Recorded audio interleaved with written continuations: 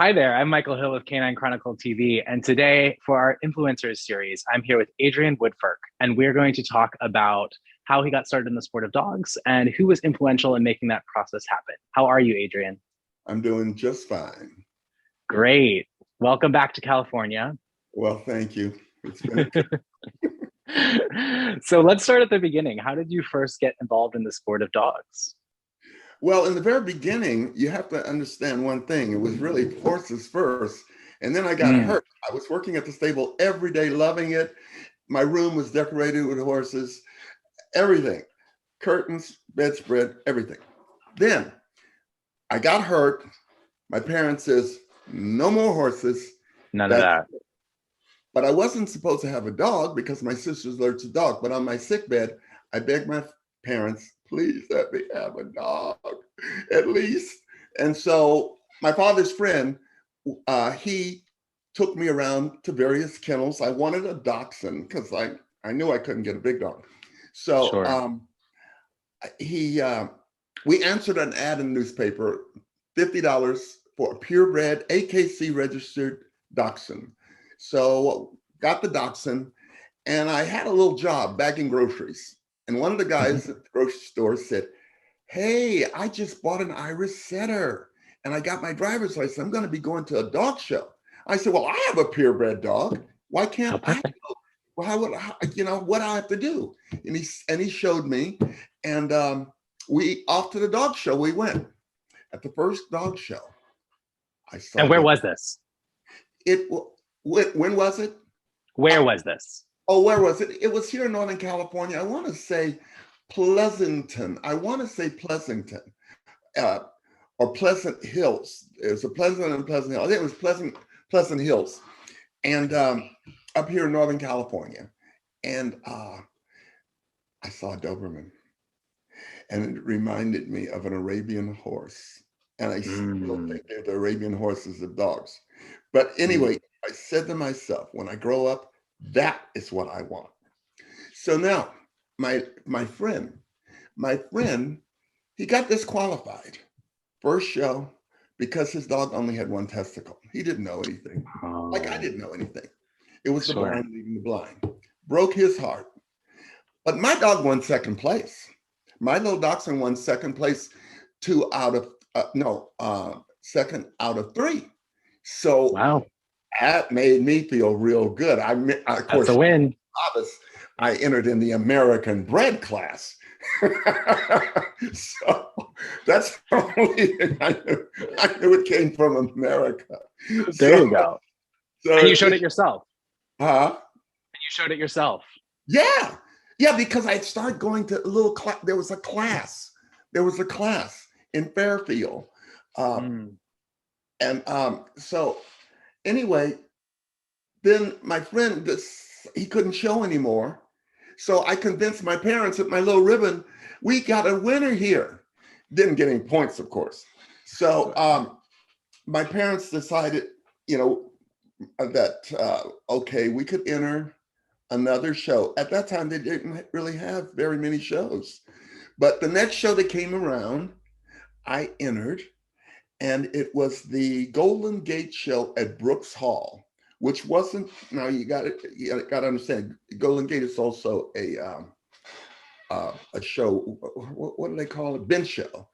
Hmm. But this was a summer show, so I went with my little dachshund and the family, the whole family, my two sisters and brother. We packed a lunch and everything. It was going to be an event for us with my little purebred dachshund. Oh. So we were immediately engaged with these two ladies that came forward and with open arms and welcomed us.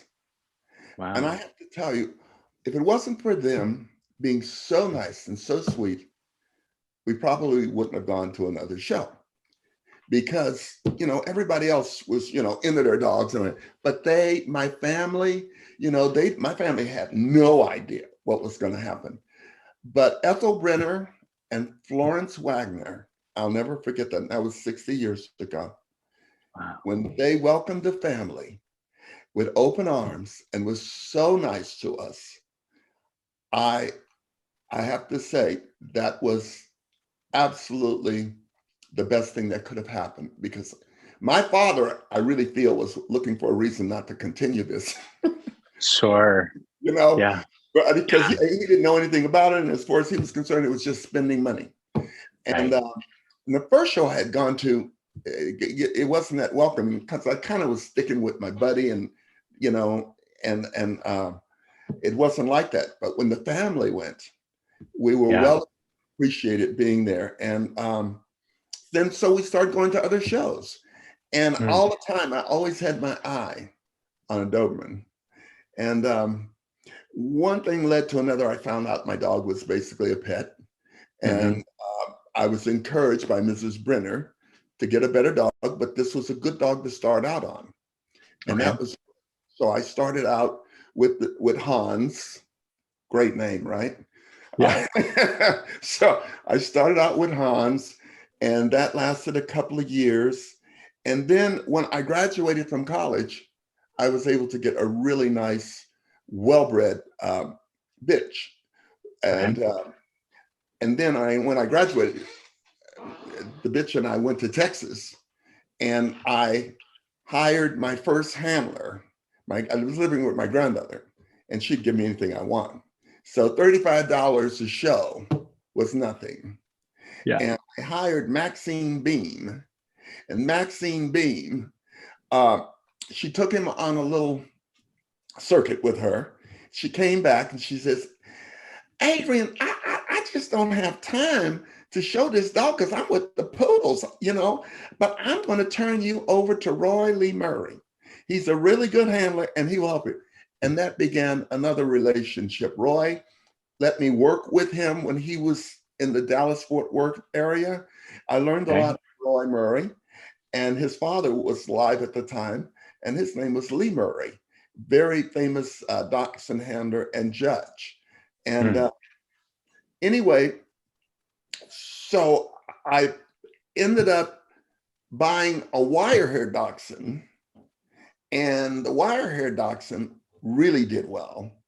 And Roy showed me, and he finished from the 912 puppy class on the Wow. Oklahoma circuit. And uh, so then I really got supercharged. You Graduated got from bit. graduated from college, um, and I got a job at a television station shortly after graduation. Okay. And I still had dachshunds. And then I got married, and the marriage didn't work out. But I got custody of my son. He was a baby, and when the marriage wasn't doing so good and we were in the midst of the divorce, I had to place the dachshunds. I had two dachshunds. I had to get them out of the way. I, Sure. I sent them with a breeder in Southern California. So then when I finally got the judgment that I got the house and a kid, I said, now is the time to get a Doberman. The And it family was great. protector. I wanted another entity in the house, you know. I wanted this big dog. And Yeah. so first Doberman was a pet, bad temperament, everything. And I didn't take my time to investigate like I should have. And Hmm. but was looking for so long until I just settled upon the first thing open. So then um, I knew what I needed to do. I needed to investigate, and I needed to, just go to more shows and pay attention to who had, good lines. Yeah. And that led me to Faye Strauss. Faye Strauss up in Washington Yeah. came down to California to show, and I loved her spirit. I loved her dogs, always in good condition. So I approached her, and she sold me my first champion bitch. And that was a wonderful, wonderful relationship that still exists Mm. to this day. In fact, I just called about 10 minutes ago. We talk almost every day. but I Wow. learned so much from her. And the thing that really I appreciated from her is her philosophy. And it has taken me a long way in terms of sustaining me in this sport and how to navigate through this sport through good times and bad. And that is when you lose, it doesn't matter who the judge is. Could be a bad judge, could be a political judge, it could be a judge that just doesn't know. Hmm. Always approach it with what I could have done better in Mm-hmm. showing and presenting this dog, whether it's the conditioning, Hmm. whether it's my performance, the dog needed more practice. Always approach it from that way. Be positive, and you will be able to stay in the sport and succeed much Yeah. longer. And Sustain that, yourself. yes, exactly. And I have passed that on many times to other folks, to especially people I sell dogs to, you know. Yeah. And for that reason, I have been what I consider very successful in in my breeding program and my Hmm. showing and in my judging. You know, I try to stay positive. I think that's the key. And Yeah. yeah, do I get upset and everything? But you know what? It's just a dog show. And you Right. got to think about it that way and let it pass. Tomorrow there'll be another one, next week, next month, and next year. Yeah. Was there anybody who was influential in your development as a judge? Um, Again, I still would have to say Faye, she became a judge before I did. Oh, wait a minute. Excuse me. I lost a dog, a young male, on his birthday because of veterinary malpractice. Mm. And I was so upset because he was going to be my new star, and he was very beautiful. And so I also had an invitation. The next day, I was to fly out to Brush Prairie, Washington, to do a dachshund sweepstakes. I wasn't thinking about being a judge, but I had done so well in dachshunds until they invited me to do a sweepstakes. Hmm. So I went up there. I was still in shock about the death of my boy, Troy.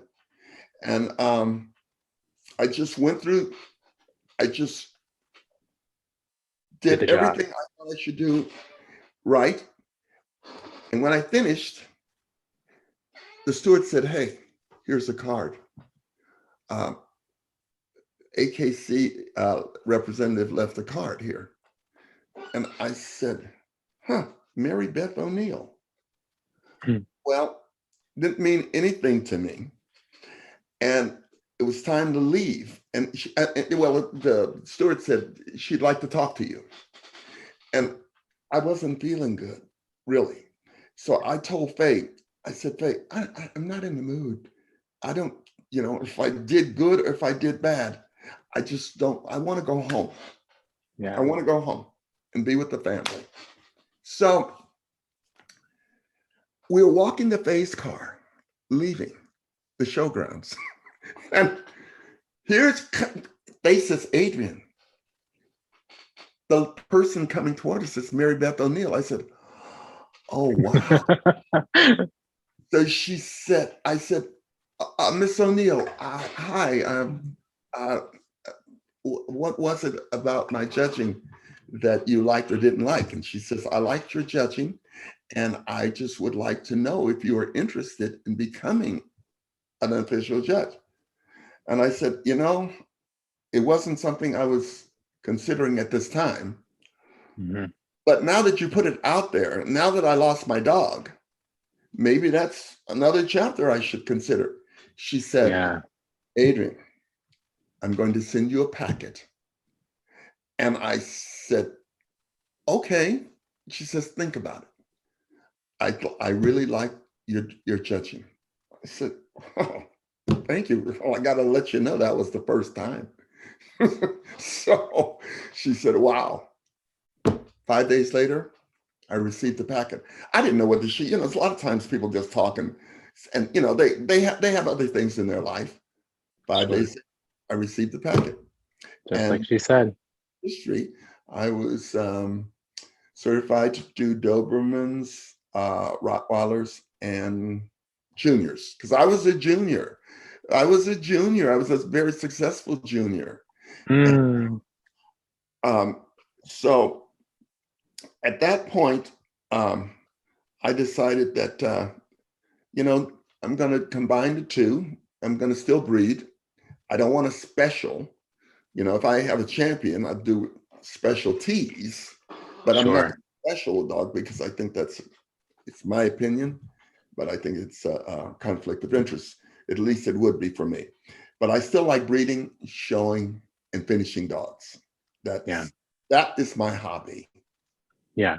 And I'm sure that also keeps you in the right place to be judging dogs. As an active breeder, you're kind of keeping both those components active, right?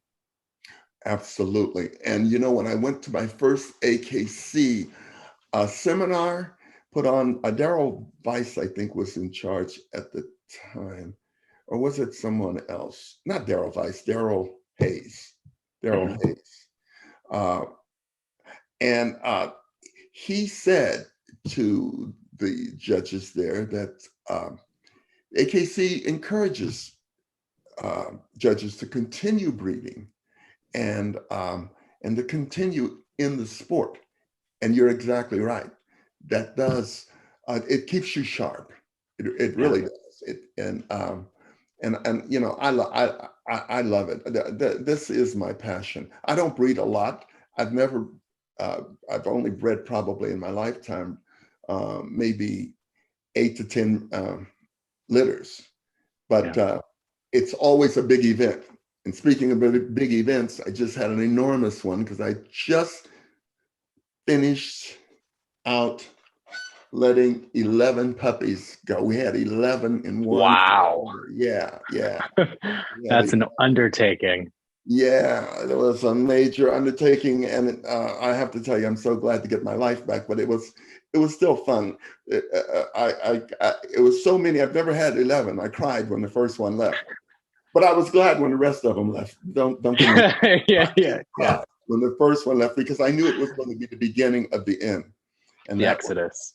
And anyway, they went to good homes, and I'm really. It was a very satisfying experience, but I don't want Mm.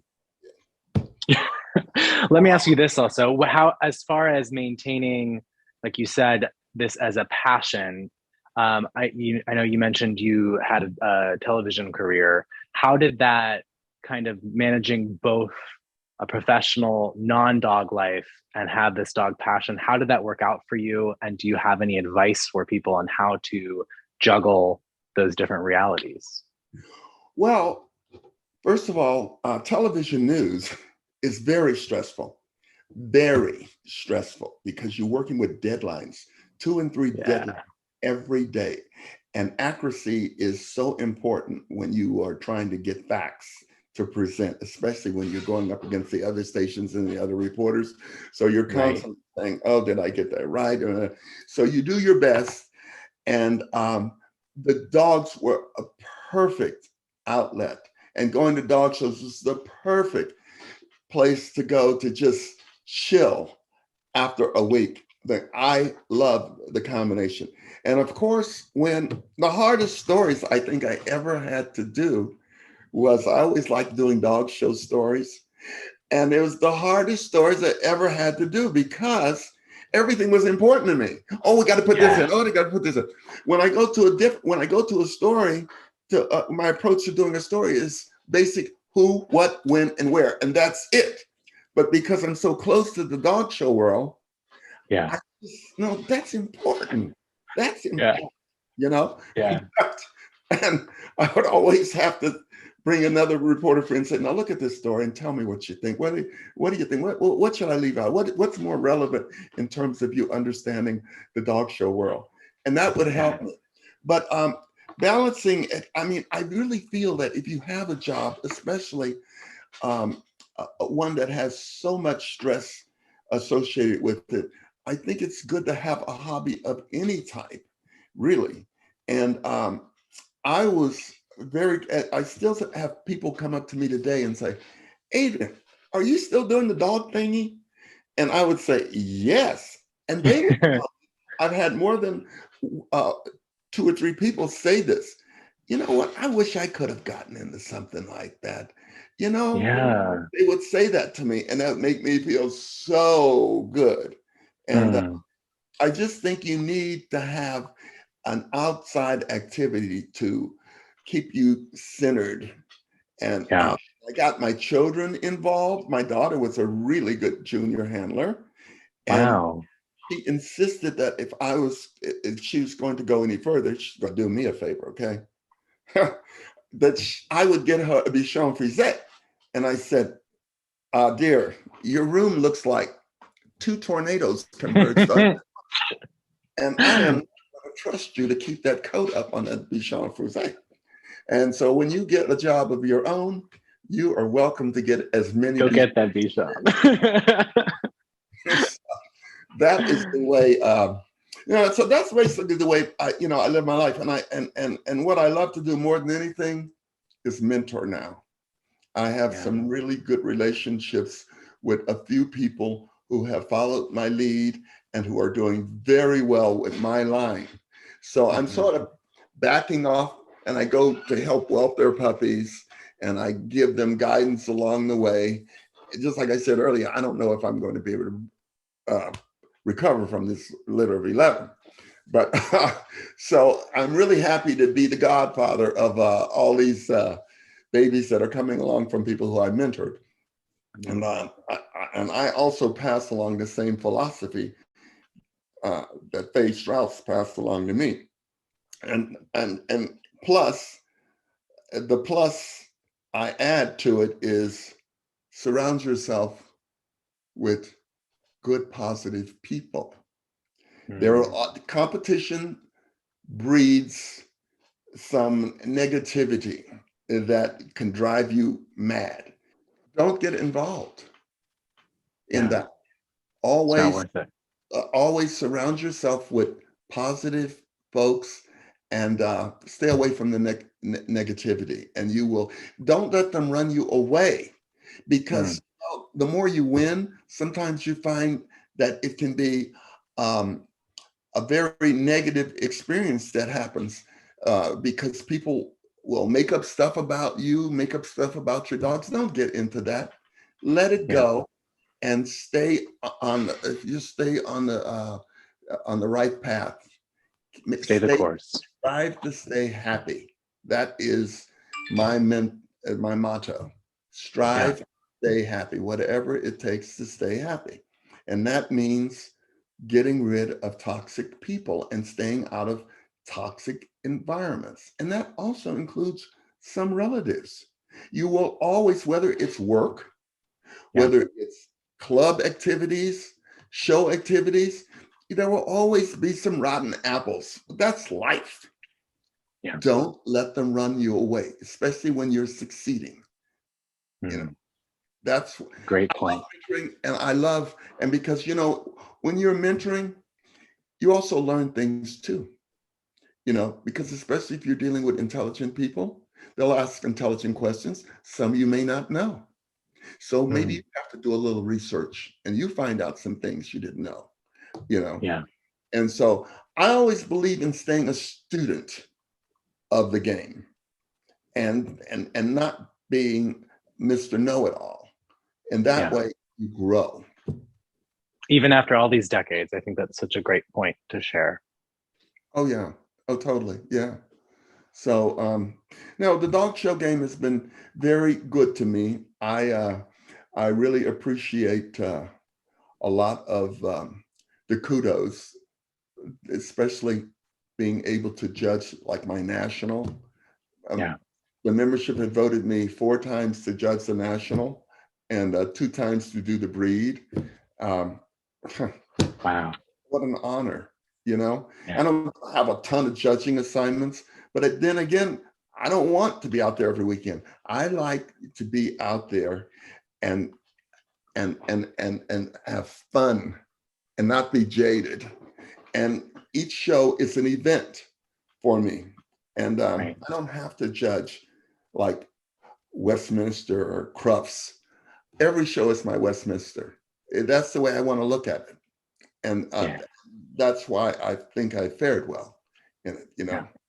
because you Yeah. can, like anything you get into, you can let it wear you out. Don't.